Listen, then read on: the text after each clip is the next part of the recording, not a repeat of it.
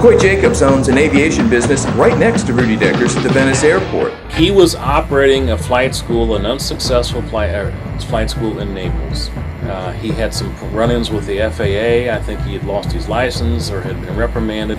And historically, the FAA is pretty picky about who they allow to even own November registered or U.S. registered airplanes. Non-U.S. citizen cannot register an airplane in the United States, can't own it in the United States. It's a cardinal no-no. I mean, you just don't come in and buy a business like that. They flew into town.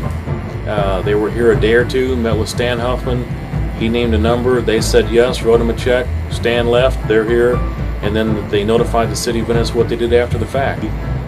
Just about a year earlier, he asked me for a ride from Venice to Naples, which is an airplane ride, which is maybe a 20-minute ride. Didn't have the money to buy gas. I mean, I said, yeah, I'll take you down there with one of my pilots if you buy the gas. He didn't have the money to buy gas for an airplane to go down and back.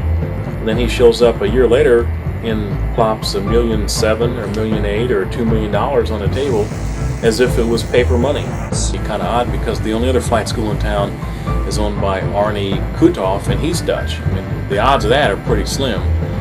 And each of those flight schools was purchased in the same year, a year before the terrorists showed up. About the same time period. They did have somebody in foreign agent in Hamburg. It was common knowledge that they went after the markets. They went after, they had foreign agents. They called them agents.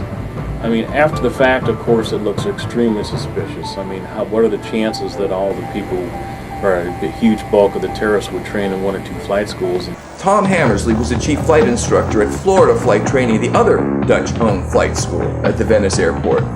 They trained the terrorist pilot at the controls of the plane which crashed in western Pennsylvania. I was also the chief flight instructor down at Florida Flight Training Center, which is on the Venice airport. It's at the opposite end. And I knew Rudy Decker's, my former employer, Arny Krutoff and Rudy Deckers are both Dutch. They go back a long time. One common link between the two men is a German national named Pascal Schreier, who recruited students for both men in, are you ready for this? Hamburg, Germany. Pascal Schreier, I worked with him as part of Florida Flight Training Center.